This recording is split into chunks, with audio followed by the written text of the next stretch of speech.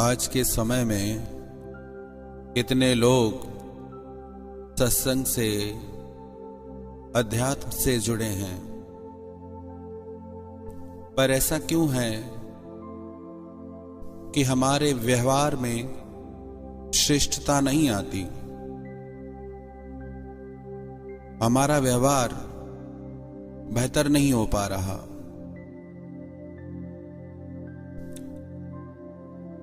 सबसे जरूरी है हमारे मन का पवित्र होना। तो मन पवित्र करने के लिए क्या साधन है? बाहरी क्रिया, आध्यात्मिक क्रिया, ध्यान, ये ऐसे है जैसे घर को झाड़ू लगाना, पोछा करना, साफ करना, पवित्र करना। पर यदि बार बार उसमें कचरा गिराए, एक बार घर साफ करके सारा दिन कचरा डालते जाएं, तो क्या वो घर साफ रह पाएगा? थोड़ी देर मेडिटेशन, पूजा करके सारा दिन अपवित्र विचारों से घिरे रहें, अपवित्र कर्म करें, तो क्या थोड़ी देर का ध्यान, थोड़ी देर की पूजा उसे रोक पाएगी? यदि हमें मन पवित्र करना है तो उसके लिए जरूरी है हमारा अन्न पवित्र हो, जो हम खा रहे हो वो सात्विक हो। यदि हमारा अन्न सात्विक नहीं होगा तो हमारा मन कभी सात्विक नहीं हो सकता। यदि हमारा मन तामसी है, रजोगुणी है, तो हमारा मन भी तामसी और रजोगुणी होगा। स्वामी सर्वानंद जी महाराज कहते थे कि जैसा अन्न तैसा मन। सतोगुणी आहार से मन सात्विक, रजोगुणी आहार से मन राजसी और तमोगुणी आहार से मन तामसी होगा। तो जो हम अन्न खाते हैं वो कैसा है? हम पूजा पाठ करें, मंदिर जाएं, और यदि हम जीव की हत्या करके उसका मांस खाते हैं, तो क्या हमारी बुद्धि पवित्र रह पाएगी? लोगों की मान्यता है कि जब हम मांस खाते हैं तो उसमें प्रोटीन होता है, विटामिन्स होते हैं, कार्बोहाइड्रेट्स होता है। हमारी लाइफ के लिए बहुत अच्छा है, हमारी हेल्थ के लिए बहुत अच्छा है। आप कभी सोचें, यदि कोई आपको आपके गले में रस्सी बांध के एक जगह बांध दे और आपको पता हो कि 7 दिन के बाद मुझे काटा जाएगा, मुझे मारा जाएगा, तो आपके अंदर कौन सी भावनाएं आएंगी? नफरत की, दर्द की, तकलीफ की। और यही आप पशु के साथ करते हैं। जब वो पशु बंधा रहता है तो उसमें कौन सी भावनाएं रहती हैं? पीड़ा की, दर्द की। जो लोग घर में पेट पालते हैं, पशु पालते हैं, उन्हें पता होता है कि जिस पशु को वो पालते हैं उसे गुस्सा भी आता है, उसे प्यार भी आता है, वो रूठता भी है, वो मानता भी है। तो उसमें सारी भावनाएं मौजूद हैं जैसे हम में हैं, बस वो बोल नहीं सकता। तो जब आपने एक पशु को मारा तो उसके अंदर जो एनर्जी थी, जो दर्द था, जो नफरत थी, आप एक डेड एनर्जी से अपनी लाइफ की एनर्जी चाहते हैं। It is not possible. आपने कभी सोचा, जब कोई आपके घर में मर जाता है, डेड बॉडी होती है, तो जब तक वो डेड बॉडी घर में होती है आप खाना तक नहीं बनाते। उसके फ्यूनरल के बाद घर आके पहले अपने हाथ धोते हैं, स्नान करते हैं, अपने किचन को पवित्र करते हैं, उसको धोते हैं, घर को धोते हैं, उसके बाद आप खाना बनाते हैं। ऐसा क्यों? क्योंकि उस व्यक्ति ने मरते समय बहुत दर्द सहा है, वो दर्द की एनर्जी घर में है। तो जब एक डेड बॉडी के रहते हम घर में खाना नहीं बना सकते, तो एक डेड बॉडी का खाना कैसे बन सकता है? और वो हमारी लाइफ में क्या लेके आएगा? 3 तरह से खाना बनता है। एक हमारे घर में बनता है, मां के हाथ का, पत्नी के हाथ का। एक हम रेस्टोरेंट में बाहर जाके खाते हैं, और एक मंदिर में, लंगर में जो हम प्रसाद पाते हैं। अब तीनों में क्या फर्क है? जो घर में बनता है उसमें मां की ममता जुड़ी रहती है, उनके भाव जुड़े रहते हैं। जो हम रेस्टोरेंट में जाके, बाहर जाके खाते हैं, उसमें उनकी क्या भावनाएं रहती है? ग्रीड की भावनाएं रहती हैं कि आप खाओ, हम कमाएं। आपसे धन कमाने की भावना उनमें रहती है।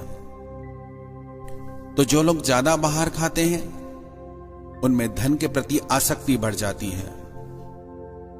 आजकल हम अपने बच्चों को बाहर खाने की बहुत छूट देते हैं, तो उनके लिए माता पिता से बढ़ के भी धन हो जाता है, क्योंकि वो संस्कार ही अंदर नहीं गए। और एक होता है भगवान के मंदिर में मिलने वाला प्रसाद।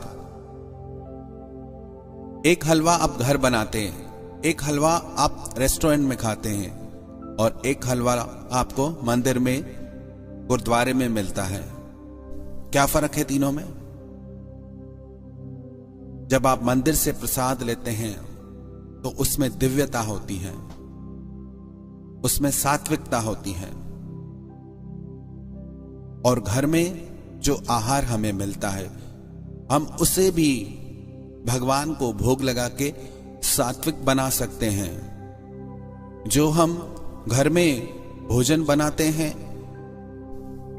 यदि उसे भी भगवान के समक्ष रख के भोग लगाएं, और जब उनकी दृष्टि हमारे भोजन पे पड़ती है, तो हमारा भोजन भी प्रसाद और अमृत तुल्य बन जाता है, सात्विक हो जाता है, और वो हमारे हृदय में भी सात्विक भावों को प्रकट करता है।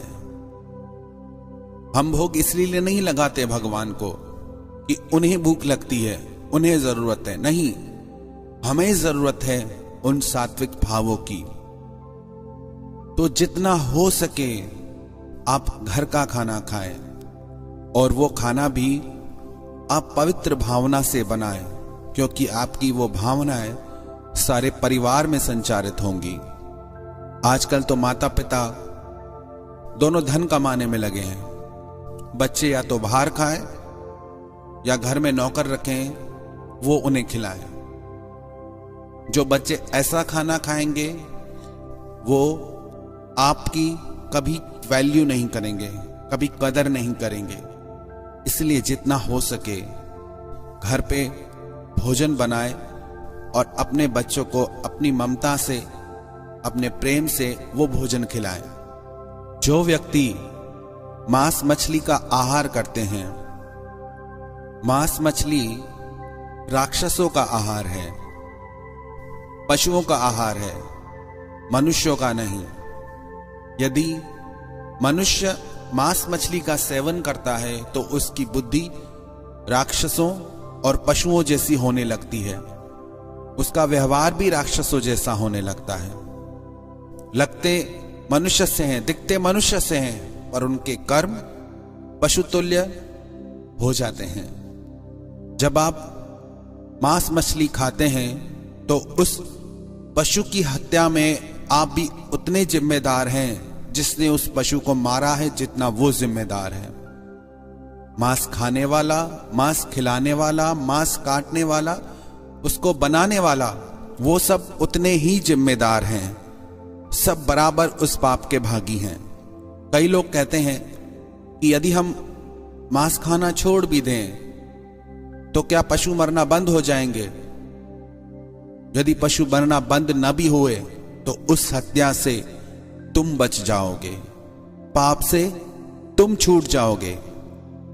कभी भी उस डेड एनर्जी से आपको लाइफ की एनर्जी नहीं मिलने वाली। आप कितनी ही साइंटिफिक बातें करें हैं, कितनी ही बड़ी बातें करें कि प्रोटीन विटामिन हमें मिलता है, उसके साथ जो आपको भावनाएं मिलती हैं दर्द की, नफरत की, वो आपके जीवन में आएंगी लौट लौट के। फिर हम कहते हैं कि पता नहीं क्यों हमारे जीवन में हमें इतनी नफरत मिलती है, प्रेम नहीं मिलता है। यदि आप चाहें तो अपने घर को भी मंदिर बना सकते हैं। अपने घर में भी वो सब सात्विक भाव ला सकते हैं। यदि आप चाहते हैं कि आपकी बुद्धि पवित्र रहे, आपका मन भगवान की तरफ लगे, तो सबसे पहले अपने आहार को पवित्र रखें, सात्विक रखें। घर के जितने भी लोग हैं कम से कम एक बार सब साथ मिलके भोजन करें। जिस घर में सब लोग एक बार साथ मिलके भोजन करते हैं और एक बार साथ मिलके भगवान का भजन करते हैं, वो घर मंदिर के समान है। लोग कहते हैं कि हमारे घर में किसी का कोई टाइम फिक्स नहीं, कोई कैसे खाता है, कोई कैसे खाता है, हर किसी का टाइम अलग है। नहीं, पर एक समय जरूर निश्चित करें जब आप साथ बैठ के खाएं, साथ बैठ के प्रार्थना करें भगवान की। जब आप ऐसे पवित्र वातावरण में सात्विक आहार खाएंगे तो आपकी बुद्धि सात्विक होगी। आपका मन गलत कर्म की तरफ कभी नहीं जाएगा। आपका मन आपसे हमेशा शुभ कर्म करवाएगा। लोग पूछते हैं कि जो मांस खाता है उसका क्या होगा? प्राणों में तो उसके लिए बहुत बड़ी सजा कही गई है, उसकी चर्चा हम नहीं करेंगे। पर इतना समझ लें, जो किसी मरे हुए को खाता है, किसी को मार के खाता है, वो मनुष्य नहीं हो सकता। मनुष्य के लिए परमात्मा ने फल फूल सब्जियां बनाए हैं। जो चीज हम भगवान को नहीं खिला सकते वो हम नहीं खा सकते, क्योंकि हम भगवान के अंश हैं, उन्हीं की तरह दिव्य हैं। हम चाहें तो भगवान की तरह पवित्र हो सकते हैं और चाहें तो राक्षसों की तरह अपवित्र। पर याद रखें कि भगवान हमेशा पवित्रता के साथ हैं, देवताओं के साथ हैं। पौराणिक कथाओं में हम सुनते हैं कि भगवान ने हमेशा देवताओं का साथ दिया, साधुओं का साथ दिया, असुरों का नाश किया। ये सिंबॉलिक स्टोरीज हैं जो हमें बताती हैं कि हम यदि सात्विकता से जुड़े हैं तो भगवान से जुड़े हैं, और यदि हम तमोगुण से जुड़े हैं तो असुरों से जुड़े हैं। तो यदि धर्म से जुड़ना है, धर्म के मार्ग पे आगे बढ़ना है, तो सबसे पहले जरूरी है कि हम पवित्र आहार लें।